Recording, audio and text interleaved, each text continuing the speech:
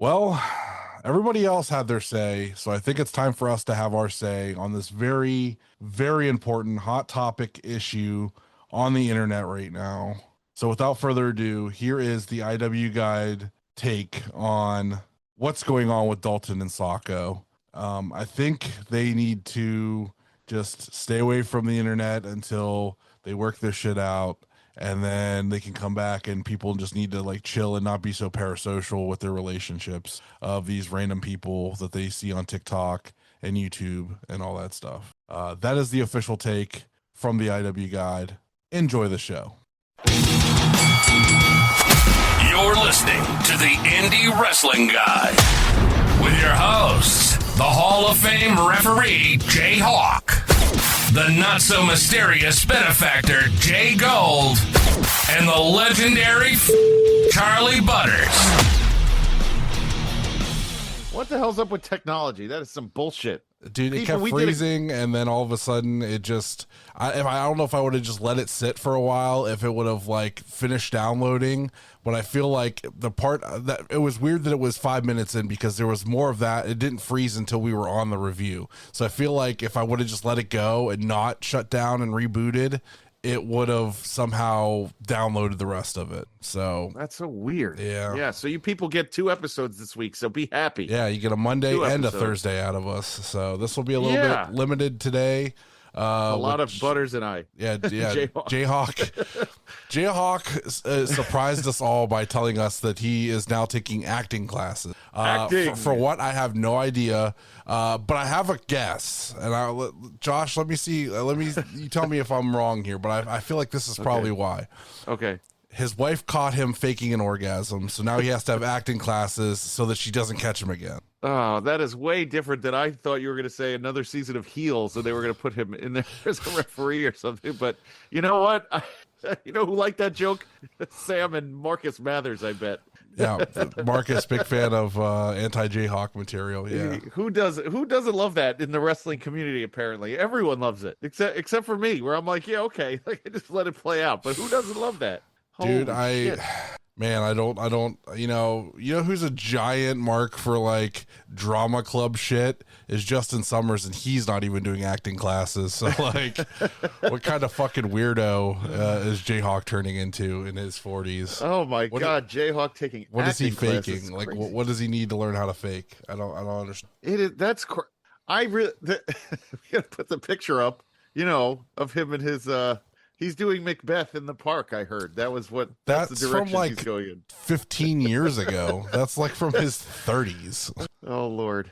I saw some cat wearing an Agamemnon costume, by the way, speaking of acting. Dude, he looks like, with that crowded shit, he looks like the lion from the Robin Hood Disney cartoon. Robin, yes. He's sucking on his thumb. He's got a little fucking snake, Sir Hiss. Holy shit. Oh my God. Holy fucking shit. I'm gonna die. He looks like a Jackass character from back in their late 90s. Like they would do that to like one of the guys on the show. Make fun of him. He would be sucking his thumb. Oh, fantastic. Oh, Jhawk. Listen, I want that picture to get out to everyone, Jhawk. It's just great, but good luck in your acting career. He's leaving the radio, I heard. He's leaving podcasting to go into acting. So yeah, who said you can't go up and out from here? I mean, I guess he's gonna join Kyle in all of Kyle's videos, because Kyle doesn't podcast. He has TV shows. He has a TV network. Kyle's a TV star. Yeah, we do. So TV Jhawk's getting his acting skills up to par, so he can join him and be an actor just like him. He's gonna be in Kyle's the movie. I can see it now. Kyle spent the whole weekend playing wiffle ball, so he was out. So GBH and I were manning the show accounts, and I was setting up Tino's stream and Kicking Out podcast stream. We got a bunch of those guys on the network, so we had to do that while he was wiffle balling it up somewhere in Chicago weekend. And he plays without a shirt, so something you'll never see me do. That's a super duper weird thing I didn't need to know about. I didn't like even ask. Semi-professional the wiffle last ball thing player. I was going to ask about was, does he wear a shirt when he plays wiffle ball? Oh, that's and what you were just like about, right. instantly like, he plays without a shirt. I was, you fucking peeping his pecs, or what's going on, Josh? I think he jealous? looks great. I'm just saying. Yes, I wish I had abs like that. I just had 4 slices of grandma pizza and a really good sandwich from this artisanal Italian place. You stop eating bread.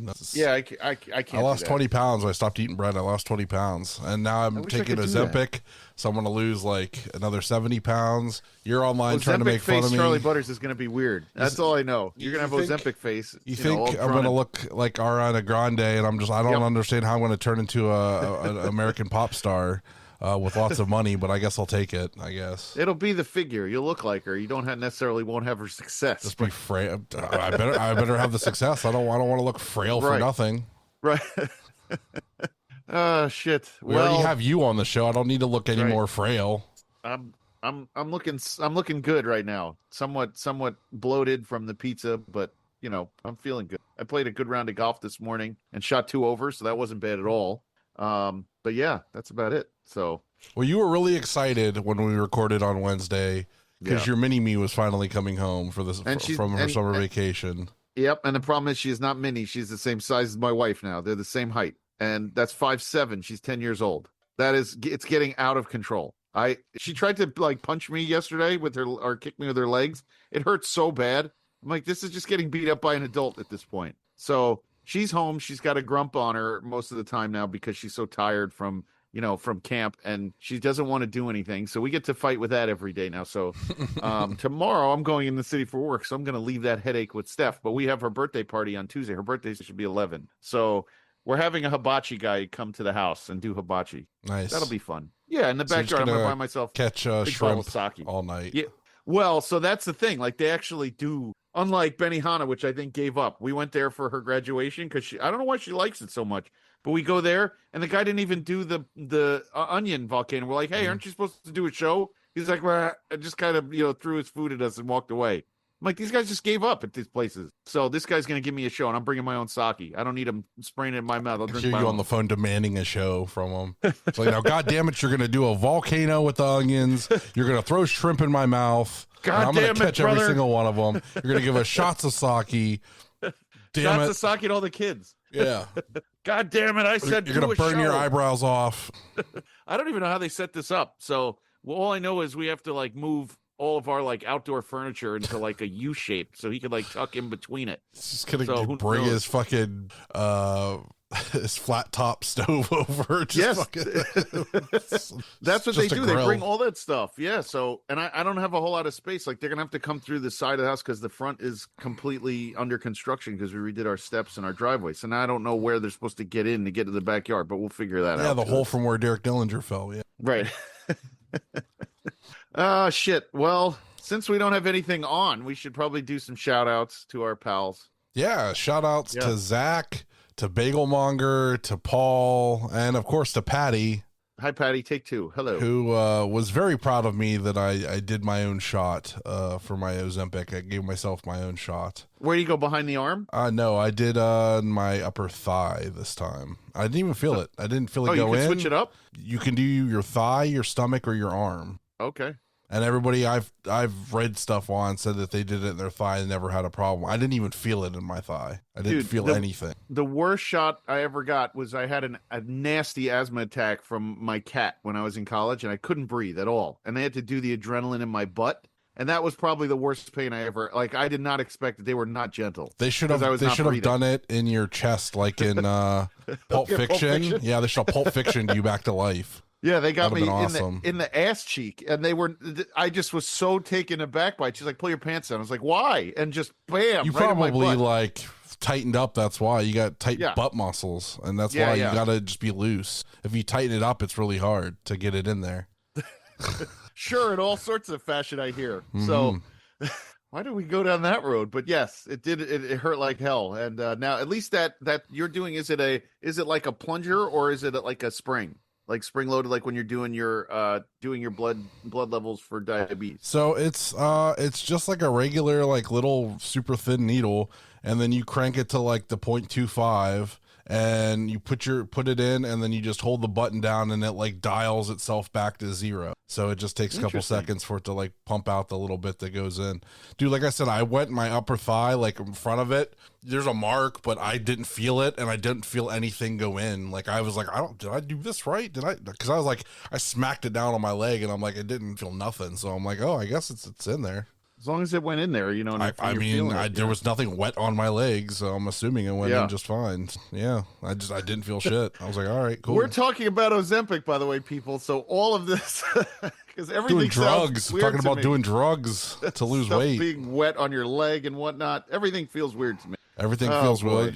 Tight That ass, What is tight happening? and wet, and everything else. You're just Sunday night. I didn't I go don't there. know. You did. It's I Sunday don't know night. what you're talking about. I'm just talking about what's going on, and you just your mind's in the gutter, not mine. I'm doing my thing. I'm just talking. Well, yeah. since we don't have, we're not going two. to do what's on this week because we're a little early. That'll be Wednesday night. Yeah. So we can. If you want to know what's on, listen to the next episode. Yeah, for this coming weekend because there's nothing on right that we're going to talk about. Oh, shout out to Shimbashi and MJ. They got married yesterday. Oh, no shit. Yeah. Oh, wow. Shout out, guys. Mazel tov. Good for you guys. Yeah. I hope you have a nice, long wrestling career and do your thing. That's great for two good people. All right. Let's jump into our review. Yeah. Doing a review. This week we're talking Power Pro Lucha Angel of Chaos from July 26, 2026 in Philadelphia, Pennsylvania at the Arlen Specter U.S. Squash Center. Attendance was about 130 people. It aired on the IWTV app. Commentary, Diamond Joe Leonard and Scott Holiday. It's good to hear our buddy Diamond Joe again. Sounds familiar, but yeah. Very, very familiar. Very good to hear. He tells I think, you know what, if you guys would have heard our review of the last one, I hate having to repeat to Butters because he knows what I'm going to say, but they tell a great story. Yeah. The two of those guys tell an amazing story of what's happening in the ring. And I'll tell you, we're going to review all these matches. But if you're expecting, like Biggie said, you talk about your 5-star classics, you talk about, your 30-minute, master matches. This is not it. These are story-driven. Wrestling is almost secondary to the story, to the pageantry of what Power Pro is. It's Chikara's little brother. I don't know, it's stepbrother, but it is fantastic. And if you're looking for, big matches, you want to know about moves and stuff, this is not the show for you to be watching. That's all I can say. I wasn't going to drop the C word because I don't know if they want to be associated with that. Okay. But it very much feels that way. It is like, there's a continuation there. There's characters that obviously came from that place. And it's a lot of fun. It's just fun wrestling to watch. Like it's turning your brain off and just have fun watching this wrestling. It's silly, it's goofy, there's some serious stuff to it, but it's like it's wrestling with like fun storylines, like comic book wrestling. Yeah, it's definitely comic book wrestling. We've definitely been missing it, so I'm happy that we're covering it again here, and we're getting involved with them. So up first, the state champs of David Moses and Sal Mistretta with Avery Good take on Common MK and Senor Tiramisu. Yeah. Senor Tiramisu. I love I just love the gimmicks. I think they're hilarious. I said, you can't do too much Pennsylvania wrestling without like some sort of college level or, big time, what's it called? The prom king type of characters. And we get that with these guys and the Blue Mountain State boys with Avery Good, Avery Good manager. And so fun match, telling a story. What's that guy's name? Mr. Nicodemus. Yeah, the power broker, Mr. Nicodemus. Who I'm convinced is Adam Van, because I think Adam Van's aged poorly. So there he is up there. Yeah, so. I was very shocked that Adam Van, they let Adam Van on the show. Crazy to see him and what he looks like now. My God. Right. In a wrestling capacity. Crazy to see him. I'm assuming that's from the COVID shots or something, because wow. He must have got those bad ones. What was the Johnson & Johnson bad ones or whatever it was? Wow. Yeah. It could have been that, Vansky, but we still, we have faith in you, and you put together an interesting plot line there. Yeah. Whoever won this match, right? If Senor Tiramisu's team lost, then he would have to unmask, and he had just started wearing a mask because he is Jagori, and then he cost himself the match so that he could unmask again. And then Poison Hawk showed up and told Common MK like, hey, let's be friends. And I like the Hawks. I think the Hawks are fun. I love the fact that some of these gimmicks seem to be timeless. Like as long as you keep them in some sort of story, the Hawks are always something, the Ants are always something. There's always space, I feel like, in wrestling for those factions because they've made such an impact on the wrestling world. If I ever had my own promotion, I would have to have ants. Like I said, I would have wasps, and you always make the joke like of the other kind of wasps, but I'm just like, maybe I would just have ants. Maybe I would just like get 2 young guys and put them in ant costumes and let them be like ants from Ohio or something, you know. Just there needs to be more ants in wrestling, I feel like. I think the Ants are an amazing longevity. There's just something so like endearing about them, and even here, you know, about the Hawks, like the Razor Hawk and whatever the other, you know, they just managed to be around for a long time and do stuff. So Danger Hawk, and so, you know, that was fun to see him come out. You know, we'd need to watch some of the older episodes to really dig in, but they explain the story so well, Joe, and what's the other guy's name? I spaced out again. What's Scott the other Holiday, commentator? yeah. So Scott, they do a great job of keep loop anyway. So good match, fun match. Yeah, I think you know, like you said, you'd want to watch the other one, sure. For us, since we have such a packed plate all the time, it's kind of hard to go back and watch those to like in a review status. But like for our first time viewing, they told us to watch their most recent show. This kind of sets up a lot of stuff for the trios tournament they got coming up, and stuff like that in the future. So this is a good entry point for us to kind of cover their most recent show. And like you said, they cover everything in this, like what we need to know. So like we don't really have to go back too much if we don't want to. Obviously, there's probably some cool matches. I know Violence is Forever's wrestled there, so those are going to be cool to see. But for the most part, we don't have to worry about that. We can just, as we're like for the podcast, we can specifically focus on the more currents. Absolutely. And it was the state champs picking up the win in 9 minutes 10 seconds over Swag.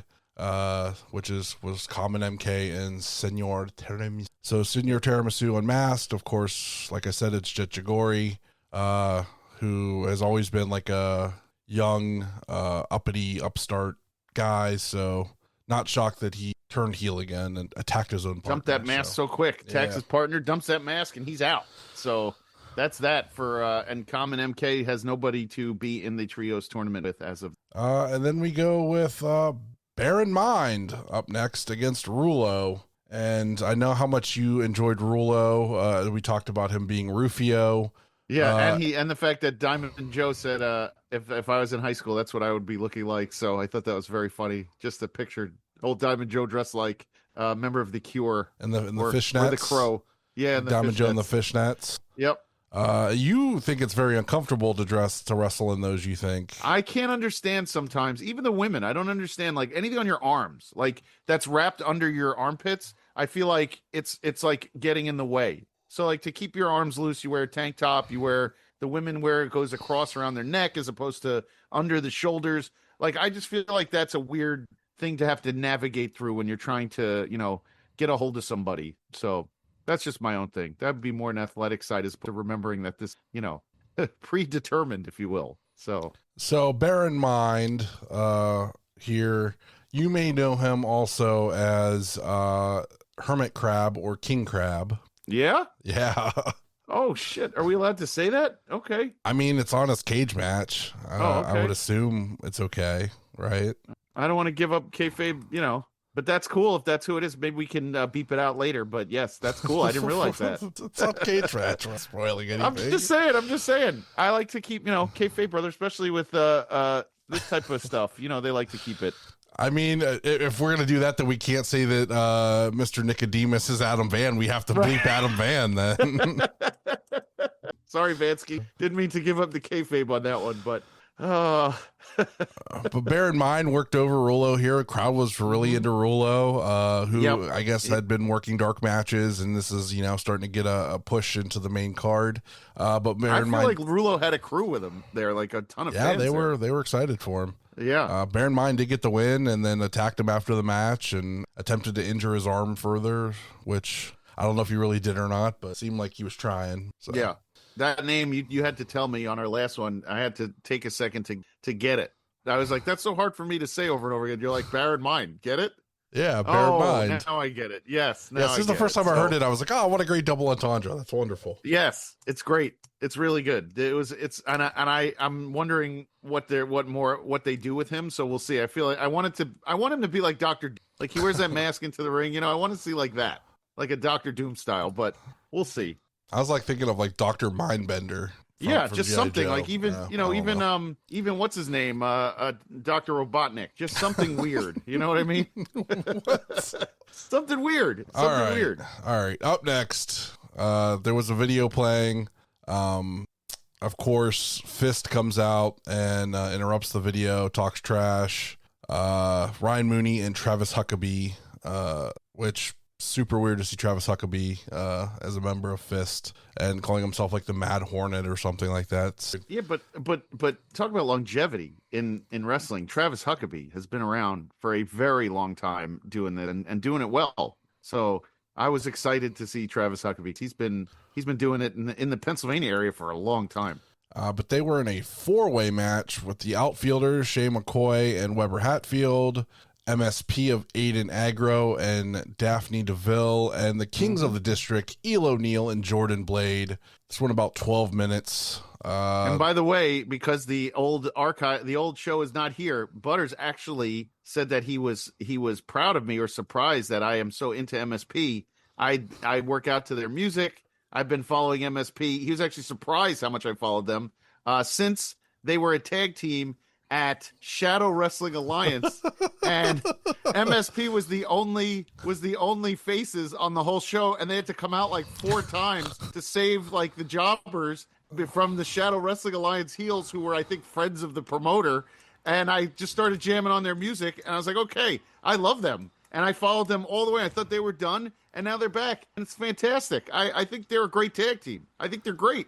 So it's funny to me that like they're like. They call himself the main character, and then he was, like you said, the main character of like that Shadow Wrestling show, having to defend every single person. Yes. So they had no other faces except for Ninja Mac, and I think they stiffed Ninja Mac in that show. So, and all I remember was the promoter in the back of the Mecca, because there are only 6 fans, and he's just trying to start a Ninja Mac chant. And I think Ninja Mac was like, "What the hell did I get myself into? How did I get here?" So those are great memories. But MSP got on my radar at that show, and I've just followed ever since. Yeah, MSP got the show out here though. Everybody beat up on Fist throughout the match. Yep. The outfielders did a combo where Weber Hatfield did like 4 fast flips in and landing on one of Fist, and then Shay did the super slow-mo flip into the ring and just did 1. And by the time that Weber got 4 in, good stuff. It's a fun match. Another crew, Shay and Weber, the outfielders who just have been doing it in this type of setting for so long, regardless of what show is, but in this setting for so long. It's great to see that. Weber not happy. I think he's still not happy with me of me talking about how he was born. So. Oh, right. Well, it is. His old character, how his old character was born. Yes, it is very a little off-putting. I said it once, and he was just like, "Ew, Charles," and I was just like, "Oh." So that was a good time. Yeah. But it was the outfielders picking up the win. Up next, we got a super awesome video here explaining why this match is happening. This is a carry my bags match. Yep. A very good wrestler going up against Jgolds. A very good wrestler, a very good manager, and a very good commentator, all on one show. How about that? A very good talent scout. That was the other one too. All in one show. Unbelievable. Yeah. I mean, when we originally discussed this, Jhawk really likes the old school carry my bag stipulation of this match. He was very excited about that. It's a very Mid-South gimmick, but Jgolds is starting to get on every radar. I'm starting to see him on every show. And Avery Good is just Avery Good in the ring. You just you know what to expect. And I'll tell this story again, even though Butters has heard it. It got dissipated in digital atmosphere. The first time I ever met Colin Delaney, my first trip to AIW we were at the fun house, and we didn't talk to anybody. We were all, hey, what's happening here? All these wrestlers are around. My brother and I were a little bit timid. And then I'm wearing a Dasher Hatfield Escape from Little Chikara shirt, long sleeve baseball shirt. And Colin Delaney's right across the bar, and he says, hey, that's my friend on your shirt. And it opened up this whole conversation. And because I'm a very large Dasher Hatfield fan, I have tons of Dasher Hatfield shirts and merch and all sorts of stuff. And it got me an interesting conversation for that night, and got a chance to talk to Colin Delaney for a while, which was awesome. Now, I get a chance to see him at shows, but it was a very cool introduction, and I will always be an Avery Good fan and a Dasher Hatfield fan. So whoever Dasher Hatfield is, but I did enjoy this match, and I enjoy Avery Good's work a lot. Yeah, Dasher was a very good wrestler. I'll tell you that. I'll tell you that much. A very good wrestler. I met him and Mr. Touchdown back in my helping run the Midwest wrestling shows back neat. in the day. I wonder what happened to Mr. Touchdown anywhere. What's his name? Angelisetti? Mark Angelis? I think so. Yeah. I don't think he wrestles anymore, but anyway, back to the Carry My Bags match. Now the rules here would state that the winner gets his bags carried by the loser for all of the Trios weekend coming up here in September.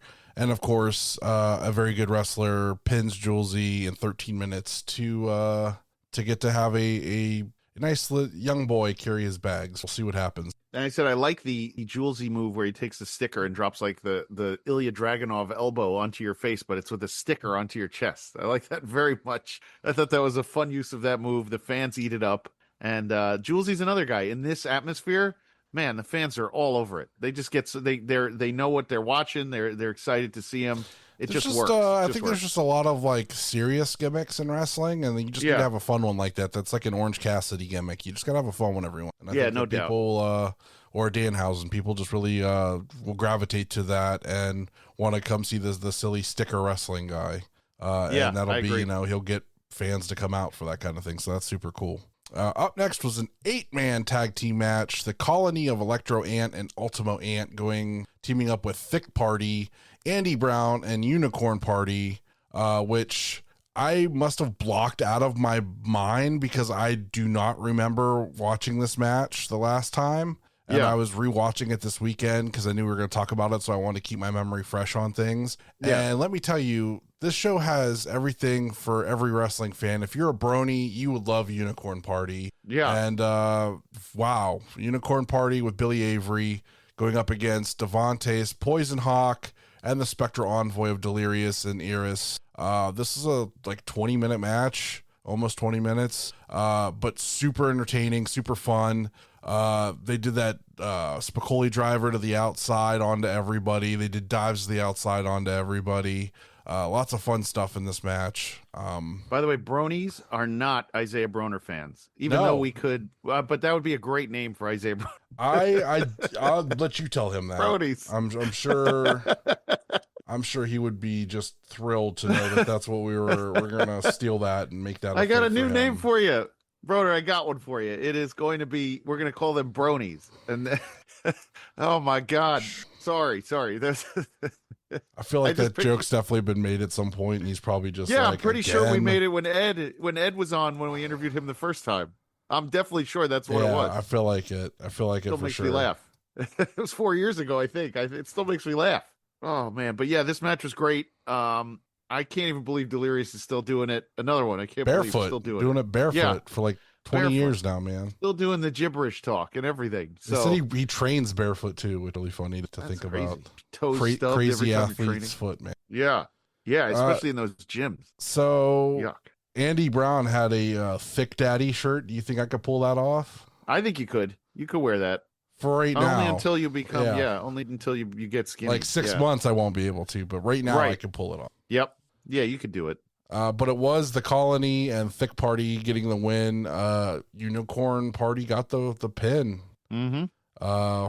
Insane stuff here. But Razor Hawk got his mask back from Poison Hawk, and Unicorn Party got the pin on Poison Hawks. Storytelling, lots of storytelling. Like, this means nothing. Tons. If you're just listening to this, you need to watch this show to understand. Like, there was a lot to this. Like, it was a big deal. Like, I know, like, our buddy Paul listens, and he like loves that we check out other stuff so that he'll check it out. Check this show out, Paul. I think you'll really enjoy it. You like stuff like this. Your kid will probably really like this if you're trying to get him into wrestling. This was fun. Yeah. Up next, Big Calyx going against Fenris with Mr. Nicodemus. and the Fenris, the big bad wolf, and I said before, and I think I forgot, I need to say this now while we're doing the show. All of their videos, all of their packages were done so well. They're very high quality. They tell the story perfectly. They don't fart around. It doesn't feel like an indie show where they're in like, the changing room. Everything has a purpose. And the story of Big Bad Wolf and Max Zero and everything else, it just works so well. And then they showed how much, what's his name? The matches he went through. What's his name? I'm blanking because I have such a terrible memory, short term. It was Fenris versus, I can't believe it. Butters, help me. I can't help you. You think I remember? Who was this? Who was his partner? Who was the? Come on. Anyway, look. Big Callus. Right, Big Callus. Look. The videos were great, and the matches he went through. I didn't realize he wrestled Bear. That looked awesome. The way, just everything they did to make this feel big and feel like big meaty dudes fighting. That was great. And this was when you said there's something for everybody. This was the big meaty men fight. And these guys beating the crap out of each other. And the finish was really, it was like perfect for what I love. How much the importance they put on the mask. So, they disqualify Fenris for pulling off Big Calyx's mask, and awesome. I love that. They come out, they cover his head. It's like he lost his own head was pulled off, and they make such a big deal out of it. So it was good stuff. But yeah, he got Big Calyx did win by DQ in about 7 minutes. Yep. When he got the mask pulled off. So I can't believe that Van gets to manage wrestlers. I know now. he gets to manage. He gets to do all sorts of stuff. Like Crazy. They really like using him as a very key part to the show. So yeah. Anyway, so good match, really fun. Really like the way they incorporated all of that. All of like the violence into this one, and it just felt like a little different of a match, and that's great. You can't go wrong with that. So yeah, that was fun. And now it's time for the main event for the Power Pro Lucha Triple Tech title, last trio standing match. Jhawk was very adamant about the rules being that the entire trios had to be down for this to count. He was very excited that this worked out, and it didn't have to be a super long match. It only went about 15 minutes, and he said that it worked great, and he loved the concept, and he said it was the first time that he'd ever seen it as of this recording. So he put this over big time in the original recording. It was the spectral envoy of Frightmare, Hallowicked, and Ultra Mantis Black with Troy Locke and Vi Daniel. Going against Gummy Burger, which is Cheeseburger, Erica Lee, and the Boar. The Boar taking some bumps in this one, going through a table. Yeah, I was going to say, bump meter was high on this one. Yeah. For the Boar. And Erica Lee, who it was a title match, main event, so he had to do some work. I think this was a great match. This was a great trios match.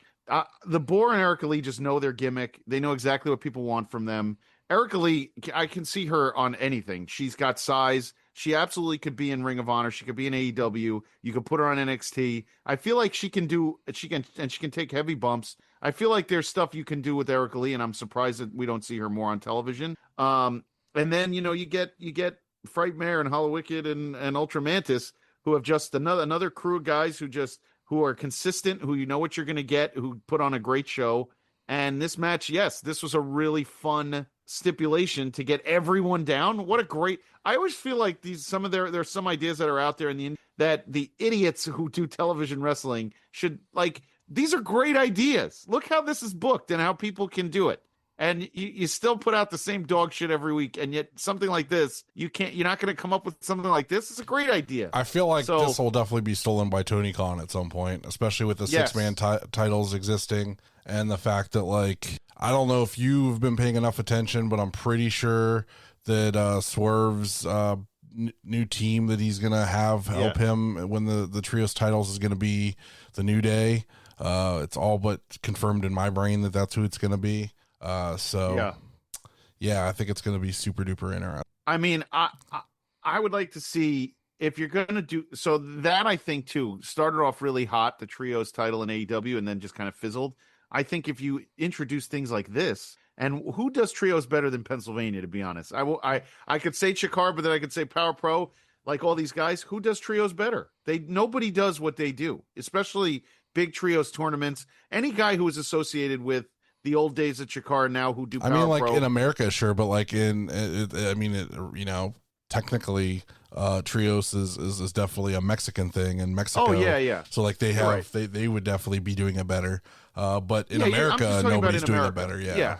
I'm talking about here. Everyone has their heads up their ass in this country when it comes to trios. They just don't know how to book it. And then if you watch these, and then you go back and watch, listen, let's be honest, go back and watch the old King of Trios tournaments. They were some of the best wrestling around. There were some of the teams I can't even believe sometimes I watch and I'm like, wait, that happened? So like tournament weekends back in the indies used to be such a cool thing because like Chikara had the trios weekend. The Ted Petty Invitational weekend was a thing for IWE Mid-South. AIW had their version of the TPI, and then it became the JT Lightning Memorial Tournament week, which isn't really a thing. But like those were like big tournament weekends that were a thing. And like I really hope and pray that they do really well in September with their trios weekend, because it's a very expensive thing to do as an indie company to get people to show up 3 nights in a row to an indie show and sell tickets for that, because it's a rough one. Like any tournament show like that is hard to do anymore. I mean, that was always a big loss for companies. Like night one was always a big pain for AIW because it was 12 singles matches or whatever, and then the night two would always do super well. Like the evening show would do super well because it was a mix. But it's like it's hard. It's a hard thing to do in today's indie wrestling climate. I really hope that the Pittsburgh faithful come out and sell them out all 3 nights. Really nice. Yeah, I'd like to see maybe we start, talking about this year especially as people start to look at TV wrestling and go, this kind of blows. And then they start going back towards the indies and go, you know what, it's a ticket. I get really good shows and stuff like a trios tournament that goes on a few days, the hype, the fun of it, the fact that you get to kind of camp out with your wrestling friends and do 3 days or 2 days. Yeah, it's a holiday weekend. I mean, it's Labor Day weekend. So like, I mean, Enjoy's running that weekend in Pittsburgh. I'm bummed I'm not going to be able to go to that because I'm going to Dallas, but there's tons of wrestling that weekend, and it's a smart weekend to do it. Holiday weekend, perfect for it. I'm assuming tickets will probably be very reasonable to go for each night. So hopefully, like I said, I hope they do well. It's a tough thing to do. And trios matches and stuff are great. They're a lot of fun. There's something unique about them, especially on the indie. Yeah, no doubt. But yeah, so what was the finish here? This was they Ultra Mantis and Erica Lee. Everyone's down. Ultra Mantis and Erica Lee are trying to get back to their feet. And I think, what is it? Delirious comes out and picks up Ultra Mantis and gets him into a corner. Yeah. And Erica Lee can't answer the bell, and we have new trios champions over in Power Pro. So you have Spectral Envoy, Frightmare, Hollow Wicked, and Ultra Mantis. I was pretty sure that it was Ultra Mantis Black that caused the error to happen. I think it was. He might have Ultra Mantis. I was going to say it was his fault. Yep, all his fault. So yeah, so good show. I honestly, when we recorded the first time, I gave it 5 out of 5, and I'll tell you why. And I still keep it that way because it was not. I did not grade this on a classic wrestling match because why would I? It's entertaining. It moved quickly. It was good value. I don't know. You can't grade it like we can't grade it like we grade wrestling, like, because it's not. It's a family show, and you go there for like the vibes and the stories. And so I think what they do is really good. I'm excited that we decided to start watching again. So this is gonna be a fun one when we get to do reviews of their shows. Yeah, so I think I gave it like a 4. I want to say, and I think Jhawk gave it a 4.5. So we all really enjoyed ourselves, and I think that this will be something we definitely It's just like I said, it's a very different deal than everything else. I'm really excited for everything else we have for the rest of the month. We're kind of getting back to our usual stuff, but then obviously next month we'll be bouncing around all over again, and I definitely plan on doing at least one of the nights of the Yep.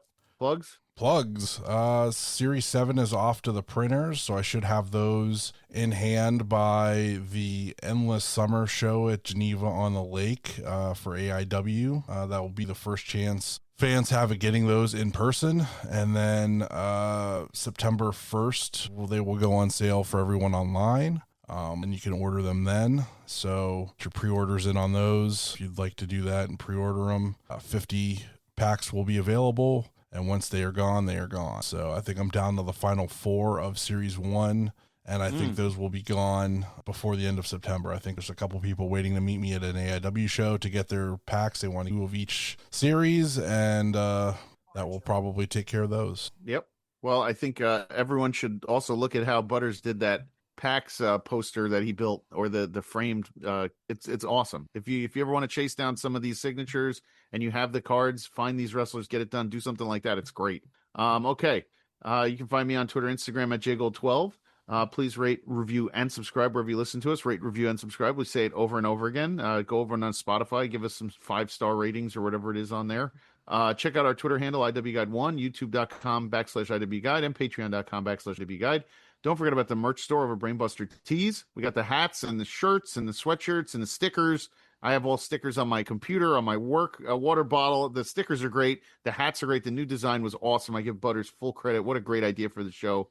Gorilla Press Apparel, our pal Will. We are part of the Main Event Wrestling Network.